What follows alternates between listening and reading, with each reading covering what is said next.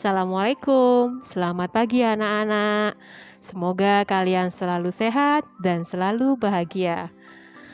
Kali ini kita bertemu dengan saya, Bu Dery, dengan materi anti-bullying. Saya adalah seorang guru BK kelas 7. Nah, kita bahas dulu asal kata bullying. Bullying itu dalam bahasa Inggris artinya berasal dari kata bull yang artinya adalah banteng. Tahu sendiri kan bahwa banteng itu orang yang suka pemarah. Nah, kalau dalam bahasa Indonesia, bullying itu disebut menyakat yang artinya adalah mengganggu. Untuk pengertian bullying sendiri, bullying adalah tindakan menyakiti dalam bentuk fisik, verbal, atau emosional oleh seorang atau kelompok orang yang merasa lebih kuat kepada yang lebih lemah tanpa ada perlawanan dengan tujuan membuat korban menderita. Mengapa bisa terjadi bullying? Ada unsur-unsurnya. Yang pertama, ketidakseimbangan kekuatan, di mana ada yang lemah dan juga ada yang kuat, sehingga merasa ingin menggencet yang lemah. Yang kedua, niat untuk mencederai. Jadi, orang yang membuli itu memang berniat ingin mencederai seseorang. Yang ketiga, ancaman agresi yang lebih lanjut. Ketika sudah pernah membuli, maka keinginan untuk mengancam orang lagi itu akan tumbuh terus. Dan yang terakhir adalah teror. Kalau kalian sudah pernah membuli, nah itu nanti kalian akan ingin meneror orang. Saya harap anak-anak saya tidak ada yang seperti itu. Jenis-jenis dari bullying ada 4. Yang pertama, bullying secara verbal, di mana bullying dilakukan dengan kata-kata untuk menyakiti orang lain, mengatakan yang jelek kepada orang lain. Yang kedua, bullying secara fisik, di mana kalau fisik berarti ada adu fisik, mungkin bisa menendang, bisa memukul temannya, itu termasuk bullying fisik. Yang ketiga, bullying secara relasional, artinya adalah bullying yang dilakukan secara tidak langsung, dengan cara melirik temannya, kemudian sinis terhadap temannya, membuang muka bila temannya tersenyum. Ada lagi yang dengan sengaja menertawakan kelemahan orang lain. Itu termasuk relasional. Yang terakhir adalah bullying elektronik, di mana bullying itu dilakukan dalam media sosial. Bisa SMS mungkin, atau di media Instagram, Facebook, dan lain sebagainya. Itu menghina temannya di media sosial. Peran dan skenario dalam bullying. Yang pertama ada bully. Bully sendiri adalah pelaku langsung dari bullying. Yang kedua ada assisting the bully, yaitu orang yang menemani. Jadi ada satu orang membuli temannya, kemudian ada teman yang mengikutinya di belakang. Nah, itu dinamakan assisting, artinya asistennya si tukang bully. Yang ketiga, reinforcing the bully. Mereka yang mendukung temannya untuk melakukan pembulian. Terkadang ketika ada orang yang sudah memukul temannya, kemudian teman-teman yang lainnya menyoraki, ayo lanjutkan, ayo lanjutkan. Nah, itu termasuk reinforcing the bully. Yang keempat, defender. Artinya orang-orang yang berusaha membela atau membantu korban ketika sedang dibully. Namun, seringkali defender ini juga akhirnya menjadi orang yang dibully oleh mereka. Yang kelima ada outsider. Orang-orang yang tahu akan ada terjadinya pembulian tetapi membiarkan begitu saja. tanpa ada membantu yang dibully ataupun mencegah yang membuli. Yang terakhir adalah victim, orang yang menjadi sasaran bully. Penyebab terjadinya bullying. Yang pertama, memiliki masalah pribadi.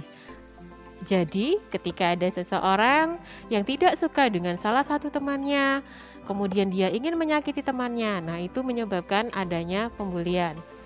Berikutnya, pernah menjadi korban bully. Sehingga ketika dia sudah pernah menjadi korban, dia ingin membalas dendam pada yang lainnya, biar saya juga pernah membuli. Ya, perasaan yang seperti itu yang menyebabkan ada pembulian. Berikutnya ada rasa iri. Orang yang terkadang melihat orang lain itu mungkin temannya lebih cantik, lebih ganteng, lebih pintar. Nah, ada yang iri, kemudian ingin menjatuhkan temannya tadi, akhirnya mengejek temannya, akhirnya memprovokasi teman-temannya untuk tidak suka terhadap temannya yang diiri tadi.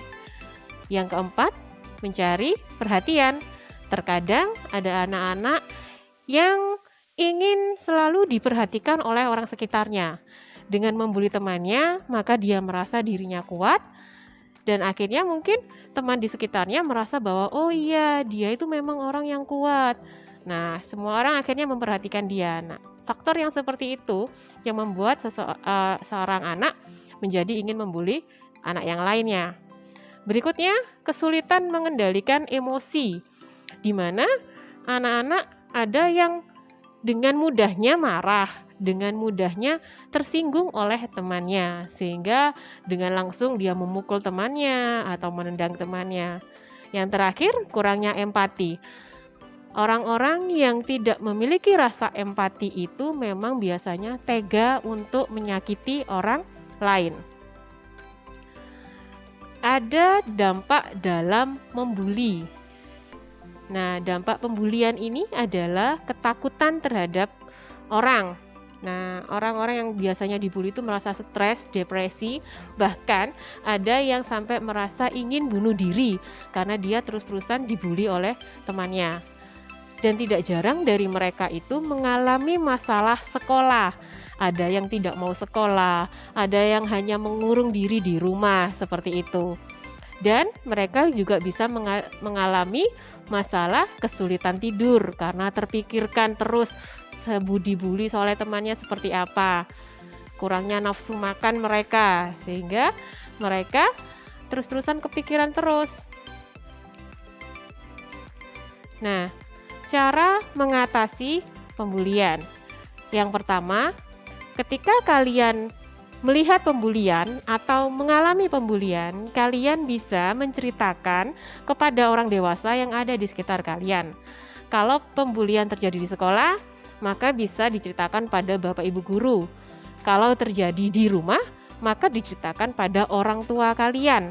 Mengapa begitu? Agar bisa dibantu oleh orang tua untuk menghentikan pembulian.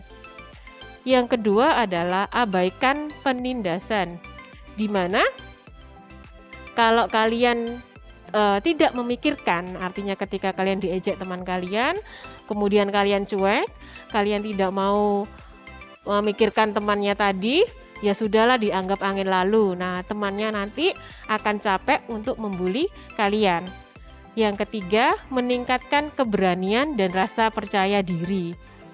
Orang bully itu kan tadi suka membuli orang yang lebih lemah. Kalau kalian bisa menampakkan bahwa diri kalian adalah orang-orang yang kuat, maka para pembuli tadi itu tidak akan tidak mau membuli kalian lagi. Oh iya, ternyata dia adalah orang yang kuat, seperti itu. Kemudian ada lagi caranya dengan berbicara pada pelaku. Ketika ada masalah, tidak langsung bertengkar, tapi bisa berbicara baik-baik, diajak bicara kenapa dia suka membuli, seperti itu. Yang terakhir adalah kalian bisa membantu teman kalian yang mengalami pembulian, jadi tidak membiarkan. Entah itu caranya dengan mengajak ke orang yang lebih dewasa untuk bercerita, atau mengajak berbicara temannya, biar temannya tidak merasa sendirian. sekian penjelasan bullying dari saya. Terima kasih sudah atas perhatian kalian. Kita akan lanjut pada materi yang kedua, yaitu anti narkoba. Nah, sekarang kita menginjak materi berikutnya, anti narkoba, atau saya menulisnya stop narkoba.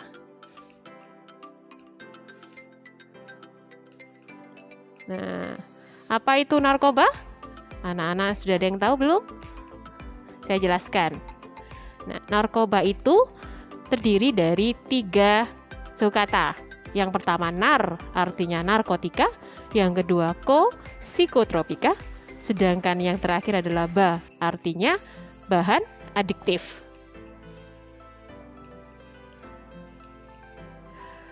Apakah manfaat dari narkoba itu? Nah, manfaatnya adalah untuk ilmu pengetahuan atau bisa juga untuk layanan kesehatan. Kok bisa ya? Ya karena bisa dengan operasi seseorang itu harus menggunakan obat bius. Nah, itu juga menggunakan narkoba. Itu yang dimanfaatkan dengan benar. Ada juga yang disalahgunakan. Apabila disalahgunakan, maka narkoba itu akan merugikan pemakai. Akan terjadi ketergantungan, dan yang jelas adalah melanggar hukum Undang-Undang Nomor 35 Tahun 2009 dan Undang-Undang Nomor 5 Tahun 97. Narkotika sendiri adalah zat atau obat yang dapat menurunkan atau merubah kesadaran seseorang dan bisa mengurangi rasa nyeri sampai menghilangkan rasa nyeri dan dapat menimbulkan ketergantungan. Kembali lagi bahwa yang disalahgunakan akan menimbulkan ketergantungan. Contohnya apa untuk narkotika? Ada ganja, ada heroin, ada kokain, ada opium, morfin, ekstasi, dan sabu-sabu. Untuk psikotropika sendiri,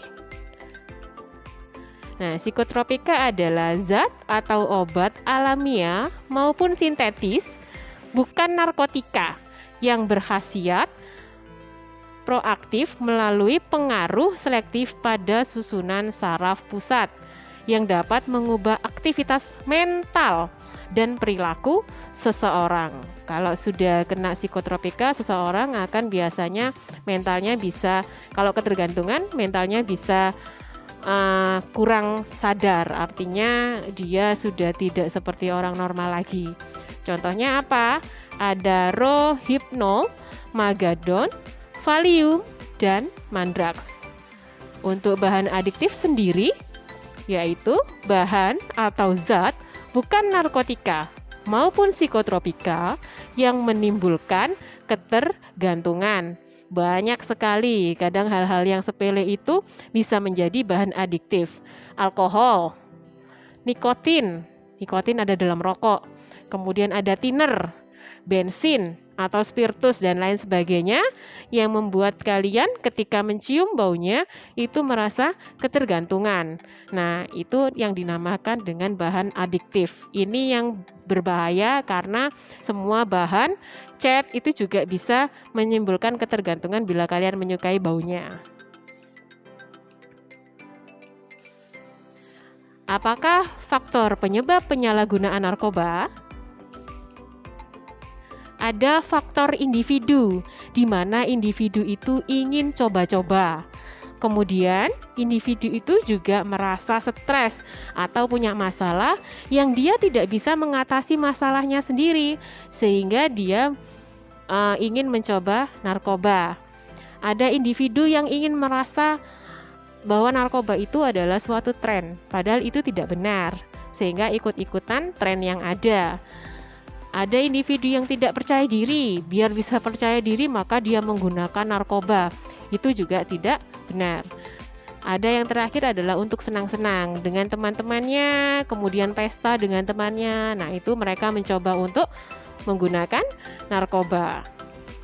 Ada faktor lingkungan, di mana seseorang bisa tinggal di daerah pengedar.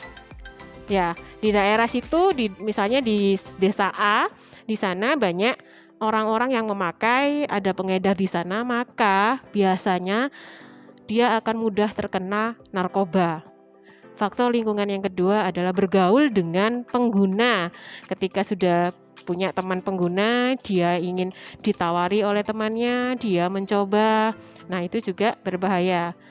Pengaruh teman dan keluarga yang broken, artinya biasanya keluarga yang punya masalah, akhirnya anak-anaknya merasa depresi dan mencoba mencari perhatian dengan menggunakan narkoba. Ada faktor lainnya, yaitu mudah diperdaya oleh sindikat, artinya orang-orang pengguna, pengedar, kalian mudah diperdaya. Berikutnya mitos bahwa narkoba itu menjadi orang yang kuat, bahwa narkoba itu bisa membuat seseorang menjadi percaya diri, padahal hal itu tidak benar sama sekali. Yang terakhir, jelas bahwa orang-orang yang terkena narkoba adalah orang-orang yang bekal agamanya kurang. Karena tidak ada yang membimbing dalam hal agama, maka dia akan mudah terjerumus.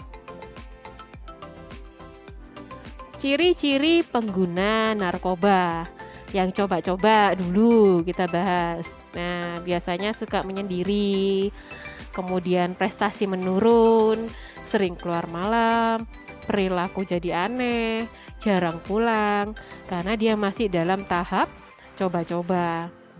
Untuk pengguna yang tetap, bangunnya suka telat, sering membolos, mudah tersinggung, menjadi seorang perokok berat, boros. Artinya, mengapa boros? Karena dia sering membeli narkoba. Ada bekas suntikan.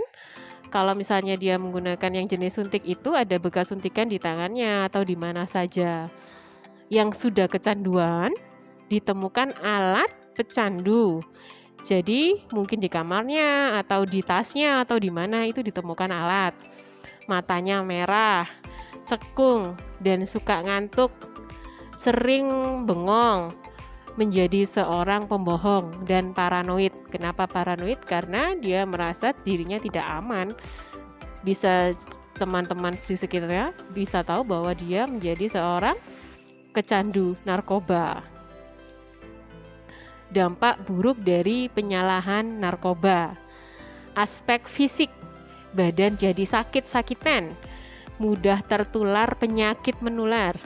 Kemudian rela menjual diri, tidak ada jaminan untuk sembuh, dan menimbulkan overdosis. Kalau seseorang yang sudah kecanduan itu, kalau tidak menggunakan obat, maka dia akan overdosis dan yang parah adalah dia bisa meninggal. Aspek sosial, ancaman bagi keluarganya. Kalau seseorang kena narkoba, maka keluarganya pun juga akan terkena dampaknya. Kemudian ada ancaman bagi lingkungannya, dia akan tercemar. Seseorang yang sudah terkena narkoba juga akan melakukan kriminalitas kalau sudah terpepet. Kemudian kalau sudah menggunakan bisa terjadi laka lantas. Artinya kalau kesadaran diri seseorang berkurang, maka ketika mengendarai kendaraan itu akan menimbulkan kecelakaan. Dan ketika dia menginginkan barang itu tidak punya uang, maka bisa menjadi dia suka mencuri. Dan yang terakhir ada aspek strategis, di mana bisa merusak moral bangsa, merusak patriotisme, mengancam ketahanan NKRI, mengancam runtuhnya NKRI. Mengapa sampai ke NKRI? Karena generasi muda adalah penerus bangsa yang bisa mengembangkan bangsanya. Tapi kalau misalnya generasi mudanya terkena narkoba, maka hancurlah negara itu. Upaya pemerintah untuk stop narkoba adalah dengan pencegahan, yaitu dengan melakukan penyuluhan-penyuluhan kepada sekolah, kepada anak-anak, dan lembaga-lembaga yang peduli dengan anti narkoba. Adanya penegakan hukum dengan tegas bahwa pengguna dan pengedar narkoba itu akan mendapatkan hukuman. Nah, itu salah satu caranya. Dan yang terakhir adalah rehabilitasi. Artinya orang-orang yang sudah dalam hukuman bisa direhab ketika mereka sudah benar-benar kecanduan. Nah, ini tips untuk anak-anak. Stop melakukan. Artinya yang harus di stop apa? Ketika kalian ketemu orang lain, kemudian kalian tidak kenal dengan orang itu dan kalian diberi sesuatu, maka kalian tidak boleh menerimanya. Kemudian stop menerima ajakan jalan-jalan orang yang tidak pernah kita kenal.